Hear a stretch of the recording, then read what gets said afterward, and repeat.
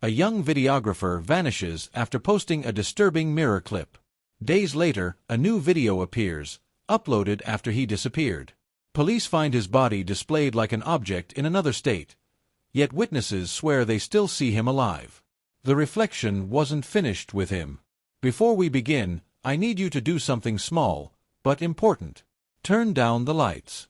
Put your phone face down. And ask yourself one question. What if the reflection staring back at you wasn't really you? Tonight's story isn't just about a disappearance. It's about the quiet moments after, the unsettling signs everyone ignored, the details that only make sense once it's far too late.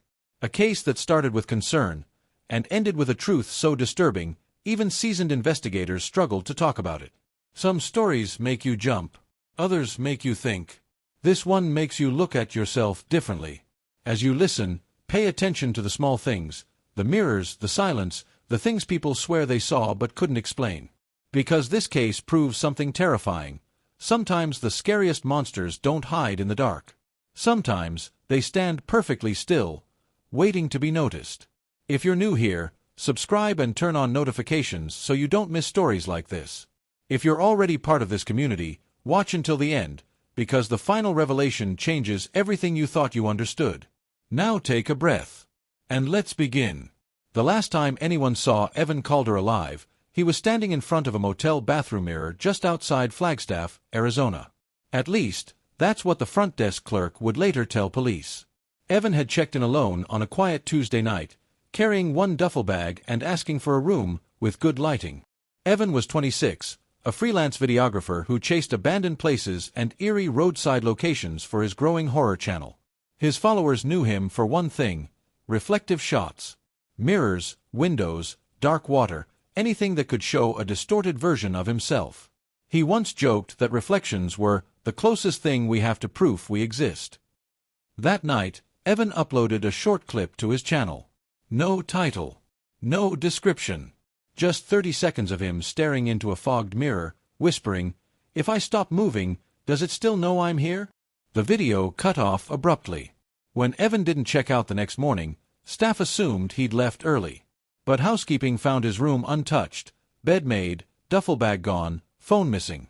The only thing out of place was the bathroom mirror, cracked straight down the center, as if something had pressed against it from the other side. By the time police arrived, Evan Calder had already vanished. 3 days after Evan Calder was reported missing, his channel uploaded again. There was no scheduled post. No login notification. No explanation. The video appeared at exactly 3:17 a.m., titled simply, "Still Here." Viewers who clicked expecting a prank were met with something far worse. The footage showed a dim motel bathroom. Same cracked mirror. Same harsh yellow light. The camera was stationary, pointed directly at the sink. For nearly a full minute, nothing happened. No sound. No movement. Then Evan stepped into frame. Except, something was wrong. His hair was neatly combed, unlike the messy curls he always wore. His eyes never blinked. And when he smiled, it lingered too long, stretched wider than any real expression should. He leaned toward the mirror, placing his palm flat against the glass, right where the crack split the reflection in two. Behind him, in the mirror, his reflection moved half a second late. Comments flooded in. Some accused him of using filters. Others thought it was a pre-recorded clip. But a few noticed something chilling. Evan's reflection lifted its hand before he did. The video ended with a whisper, barely audible through the static. "It fits better now." By sunrise, the video was gone. But thousands had already downloaded it. And police had a new problem, because the motel room had been sealed since Evan disappeared. As detectives dug deeper into Evan Calder's life, they uncovered something unsettling. Someone had been speaking on his behalf. Emails began arriving at the police department from an address claiming to belong to Evan's girlfriend, Lena Holloway. She insisted Evan wasn't missing, just taking time to reset. She wrote calmly, politely, even thanking officers for their concern. But there was a problem no one could explain. No one had ever met Lena. Evan's friends swore he was single. His parents had never heard her name. There were no photos of her on his phone, no messages, no social media trace. except for one newly created profile that appeared the same day Evan vanished. The account had only one post, a blurry mirror selfie of Evan, his face partially obscured by glare. The caption read, "He's finally at peace." Detectives traced the IP address. It led straight back to the motel. When confronted with this information, the motel manager revealed something he'd been afraid to mention. On the night Evan checked in, he wasn't alone. Surveillance footage showed Evan speaking to someone just outside the bathroom door, laughing softly, nodding, stepping aside to let them pass. But the camera showed only Evan. No second person. No shadow. No reflection. Just Evan, smiling, as if someone else had already stepped inside. Investigators returned to the motel to re-examine the surveillance footage frame by frame. What they noticed this time sent a ripple of unease through the entire task force. In the bathroom hallway camera, Evan paused before entering his room. He adjusted his hair, straightened his jacket, and leaned toward the mirror mounted beside the ice machine. For a split second, the reflection didn't match. The Evan in the mirror stood straighter. His smile appeared sharper. And while the real Evan raised his right hand, the reflection lifted its left. Detectives dismissed it as a camera glitch, until they enhanced the footage. The reflection blinked independently. From that moment on, police began referring to it unofficially as the other Evan. A working theory emerged, one they didn't put in reports. Evan may have been experiencing dissociation or a psychotic break, possibly worsened by isolation and obsession with reflective imagery. But that theory collapsed when motel staff came forward with a second account. A housekeeper claimed she saw Evan the morning after he disappeared. He was standing outside room 214, staring at the door, motionless. When she asked if he needed help, he turned slowly and smiled. She said his voice sounded wrong when he replied, "He won't be needing the room anymore." Room 214 had been empty since the night before.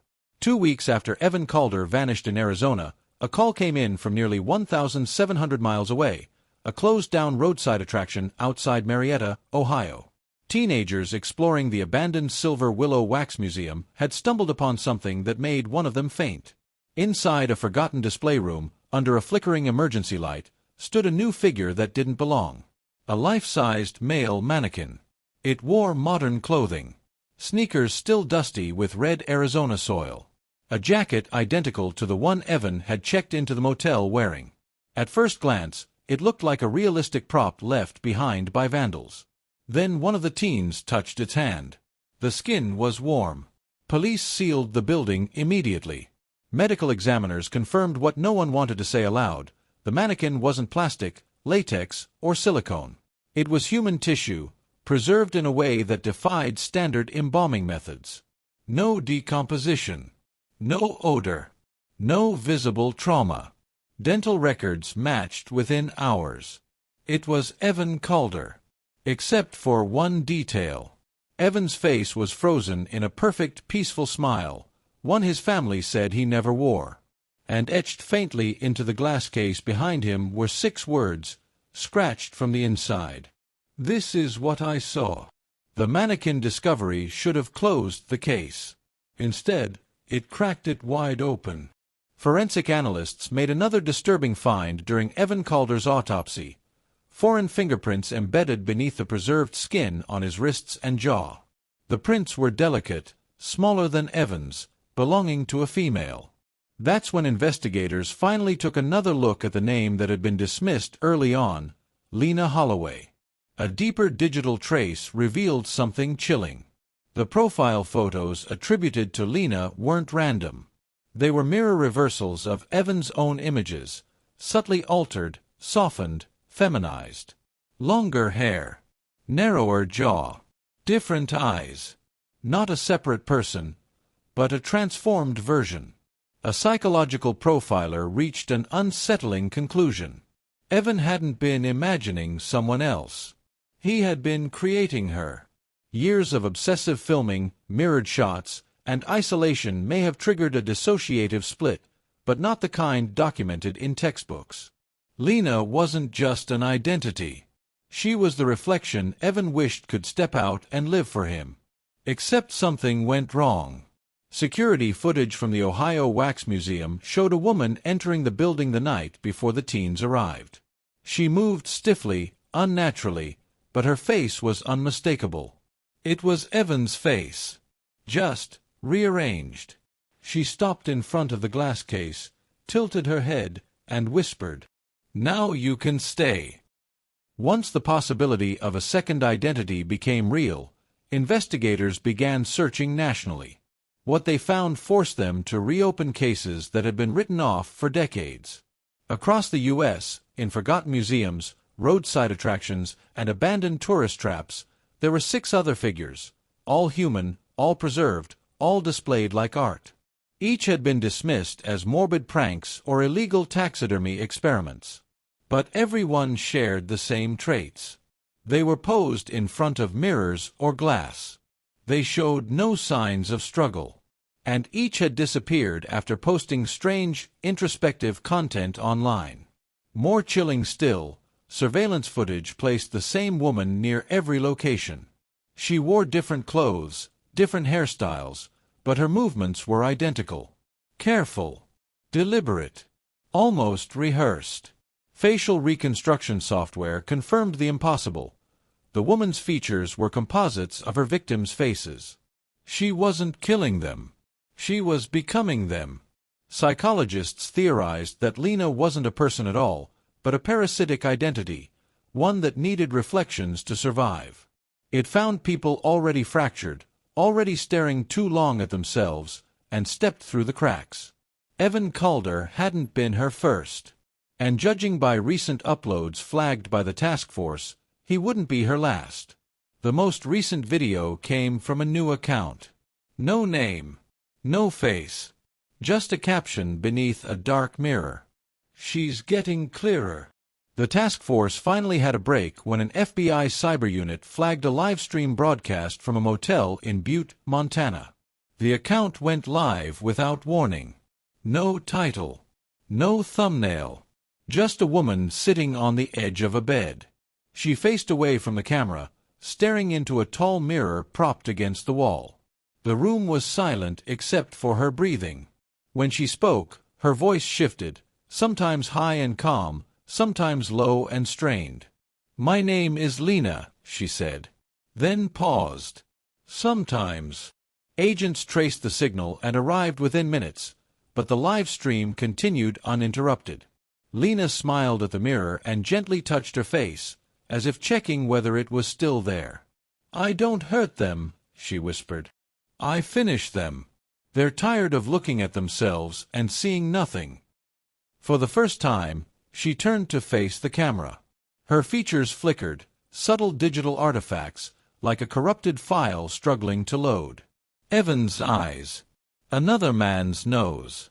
A third victim's jawline. All layered together. "I'm what's left when you stare too long," she said. "When you wish the reflection would blink first." Gunshots echoed through the live stream audio. The screen went black. When agents entered the room, they found no body. No blood. Only a cracked mirror and a single fingerprint pressed into the glass, from the inside. After the Montana incident, authorities quietly shut down the investigation. Files were sealed. Witnesses were warned. Officially, Lena Holloway never existed. Unofficially, agents were told to avoid mirrors. Forensic teams studying the cracked glass from the motel rooms made a discovery that never reached the public. The fractures in the mirrors weren't random. They radiated outward from hand-shaped pressure points, as if something had pushed through from the other side. Microscopic analysis revealed organic residue embedded inside the glass itself, skin cells, hair fragments, even retinal tissue. Not smeared on the surface. Trapped within. Psychologists who reviewed the case came to a shared conclusion. Lena wasn't a single entity. She was a process. A phenomenon triggered by prolonged self-observation, isolation, and the desire to become someone else. Mirrors, they theorized, weren't passive surfaces.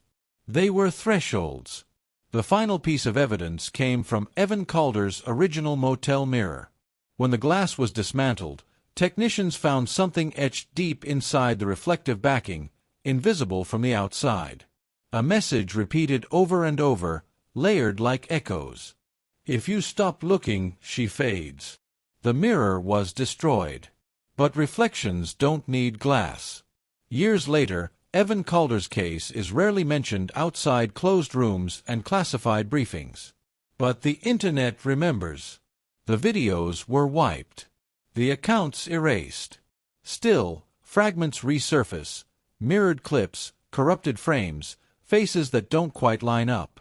People who watch them report the same sensation, the feeling of being observed, not through the screen, but from behind it. One former agent broke protocol and shared a final detail anonymously. In the weeks after the mirrors were destroyed, reports of unexplained disappearances dropped sharply. But something else increased. Emergency calls from people claiming their reflections were moving on their own, pausing, smiling when they didn't. Most were dismissed as stress or sleep deprivation. Until a janitor at a bus station in New Jersey noticed a woman standing perfectly still in front of a restroom mirror for nearly 6 hours. When approached, she turned slowly and asked a single question. "Do you ever get tired of being yourself?" Security footage glitched at that moment. When it returned, the woman was gone. The mirror remained clean, untouched, except for one new fingerprint pressed deep into the glass. From the inside. Before you scroll away, take a moment and look around you. At the dark screen of your phone. At the glass of a window. At the mirror you'll eventually stand in tonight. Because stories like this don't end when the video does, they linger in the quiet moments when no one's watching. Evan Calder's case was never officially solved. No trial. No closure. Just sealed files and unanswered questions. And maybe that's the most unsettling part. Not the disappearance. Not the footage. But how easily it all faded into silence once it became too uncomfortable to explain. If this story made you uneasy, you're not alone. That feeling is why these stories matter. They remind us how thin the line is between curiosity and obsession, between watching and being watched. If you believe cases like this deserve to be remembered, like this video. If you want more deep dives into the darkest corners of true crime and psychological horror, subscribe and turn on notifications so you don't miss what's coming next. And before you go, do one last thing for me. The next time your reflection looks back a little too long, don't look away first.